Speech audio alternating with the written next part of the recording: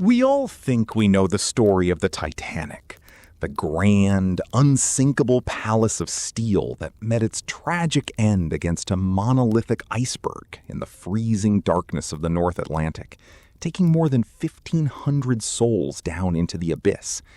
We remember the opulence of the first-class grand staircase, the structural hubris of the White Star Line, and the haunting melody of the band playing as the deck tilted into the black ocean. But beneath the well-worn history of statistics and structural failure lies a labyrinth of human survival so bizarre, so profoundly haunting, and so deeply psychological that it challenges everything we believe about fate, luck, and the resilience of the human spirit. The true horror and miracle of that April night in 1912 do not belong to the ship itself, but to the handful of survivors who looked directly into the jaws of a watery grave and somehow, against every law of medical science and probability, lived to tell the tale. These are the untold, terrifying, and astonishing stories of the flesh and blood human beings who walked out of the freezing shadows of the greatest maritime disaster in human history, carrying scars that would reshape the rest of their lives. To truly understand the sheer madness of what these survivors endured, one must first look at the incredible, almost supernatural life of a young woman named Violet Jessop.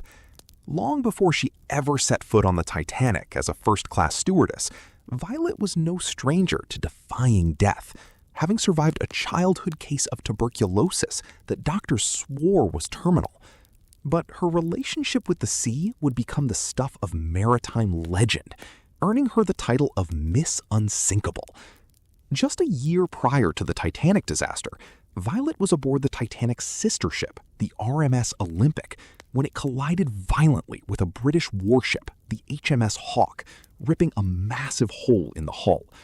She escaped that disaster unscathed, only to find herself stepping onto the pristine decks of the Titanic in April 1912, reassured by the universal belief that this new titan of the ocean was completely impervious to the dangers of the deep.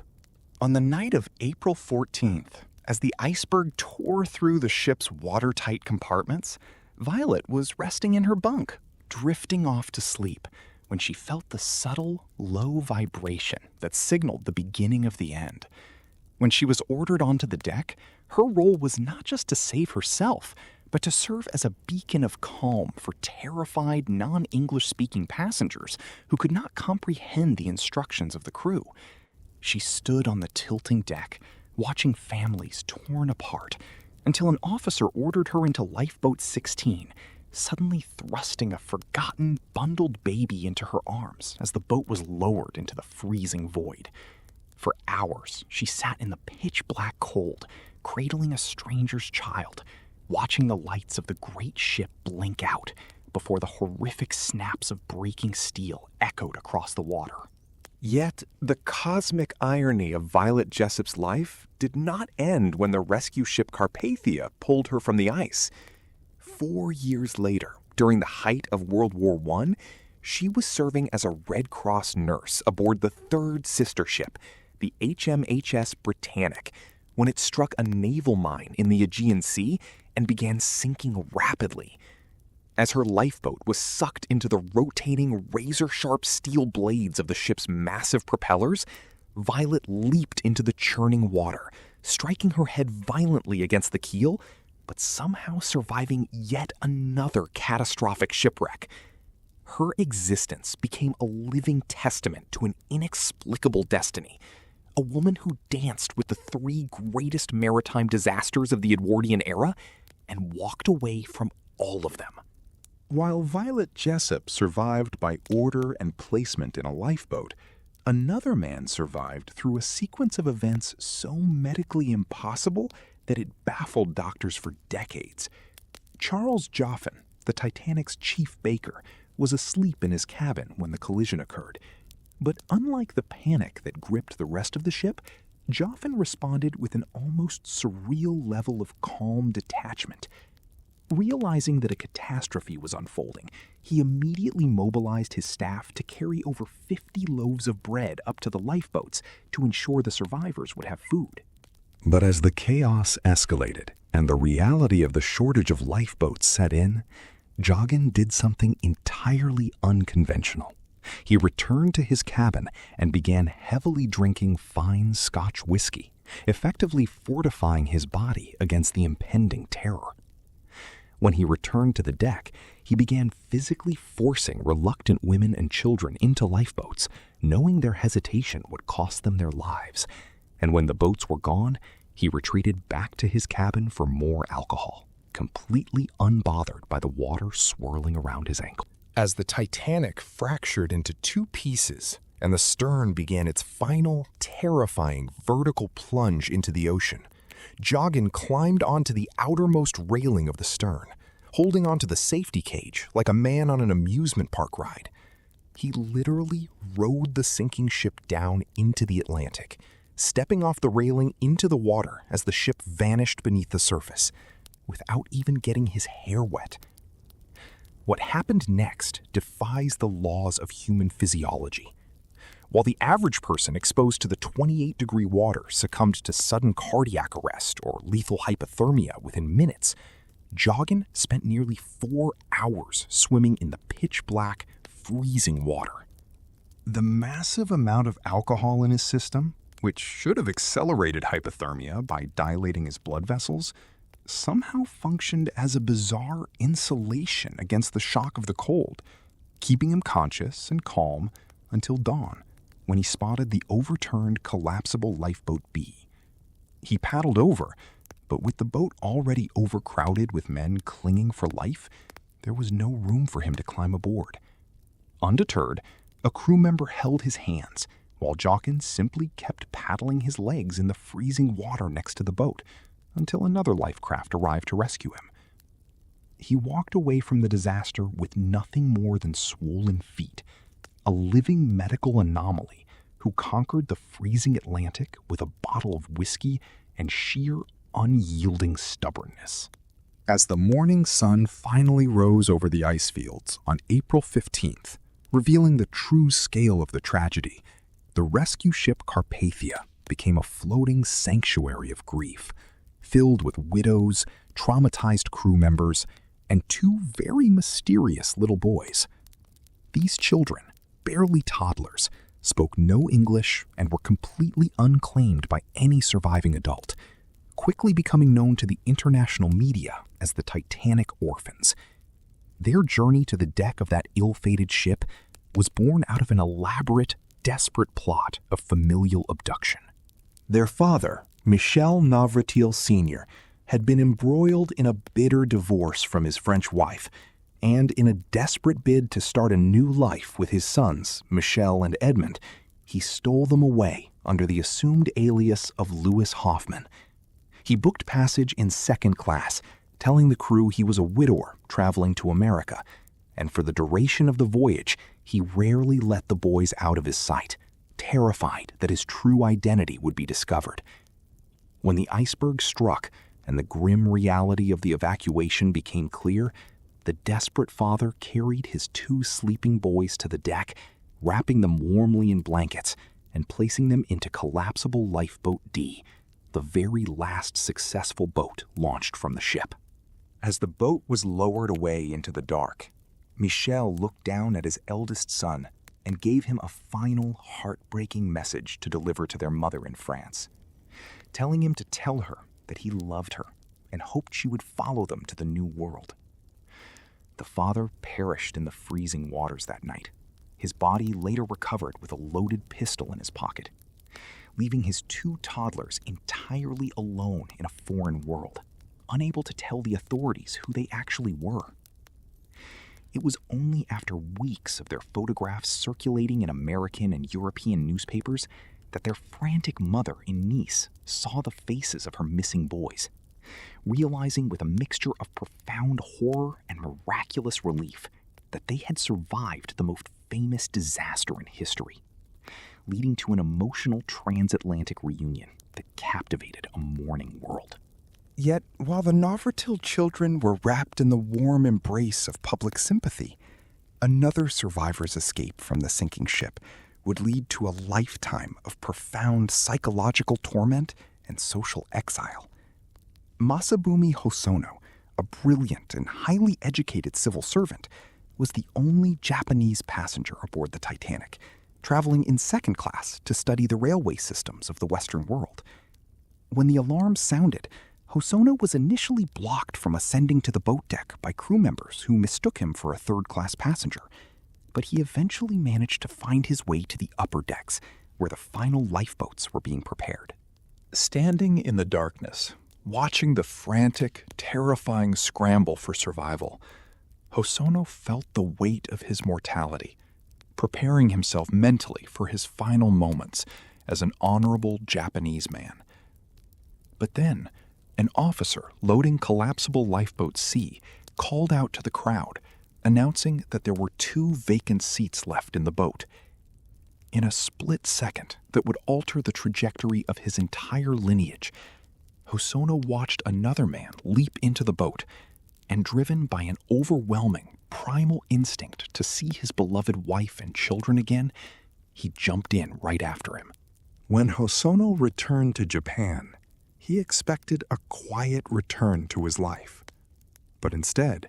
he was met with a devastating wall of public scorn and institutional disgrace. The Japanese public, operating under a strict cultural code of honor and samurai ethics, viewed his survival as a supreme act of cowardice. He had prioritized his own life over the lives of Western women and children, bringing perceived shame upon his entire nation. He was publicly branded a coward in newspapers, fired from his prestigious government job, stripped of his academic honors, and even written into Japanese textbooks as an example of disgraceful behavior. Hosono spent the remaining decades of his life in absolute, suffocating silence, never speaking of the Titanic night again, living as a ghost within his own country, carrying a burden of survival that was arguably more agonizing than the freezing depths of the ocean he had escaped. While Hosono suffered the cold sting of societal rejection, another young man on the Titanic would face a brutal, agonizing physical battle that would test the absolute limits of human endurance. Richard Norris Williams II, a 21-year-old elite American tennis player, was traveling with his wealthy father in first class, enjoying the pinnacle of luxury before the world fractured around them. After the collision, as they navigated the increasingly steep slope of the deck, Richard and his father witnessed a horrifying sight: a terrified passenger trying to break down the door of a locked cabin to rescue someone trapped inside. In an act of spontaneous, gentlemanly rebellion, Richard smashed the door open with his shoulder, only to be sternly reprimanded by a passing Titanic purser who threatened to report him for damaging White Star Line property. As the final moments of the ship arrived, a massive, roaring wave swept across the deck, completely engulfing Richard and his father, violently separating them forever as the forward funnel snapped under immense tension, crashing into the water and narrowly missing Richard by inches. Plunged into the paralyzing sub-zero water, Richard managed to swim frantically through the debris until he reached the partially submerged, waterlogged, collapsible lifeboat A, where he and dozens of other men stood knee-deep in freezing water for hours, watching their companions slowly die of exposure around them. By the time the Carpathia rescued him, the severe, prolonged exposure to the ice-cold water had caused catastrophic damage to his legs, leaving them black, swollen, and severely frostbitten. The ship's medical doctor took one look at the young athlete's legs and stated flatly that both limbs would have to be amputated immediately to save his life from gangrene. But Richard, possessing a fierce, unyielding defiance, refused to allow the surgery, declaring that he would rather die than live without his legs, and forced himself to stand up and walk every single hour of the day, agonizingly stamping the circulation back into his dying flesh. Through sheer, excruciating willpower, he not only saved his legs from the scalpel, but he went on to completely revolutionize the sport of tennis, winning the US Open National Championship just months later, and eventually securing an Olympic gold medal, turning his near-fatal tragedy into one of the greatest comebacks in sports history. As the narrative of the disaster unfolded in the days that followed, the sheer randomness of who lived and who died became an agonizing puzzle for the survivors, none more so than Colonel Archibald Gracie IV, an independently wealthy American line officer and historian. Gracie had spent the voyage socializing with the elite, but when the iceberg struck, he dedicated himself entirely to the rescue efforts, working tirelessly alongside the ship's officers to guide women and children to the boats until there were literally no functional lifeboats left on the davits. As the bridge submerged and the sea roared up the deck like a tidal wave,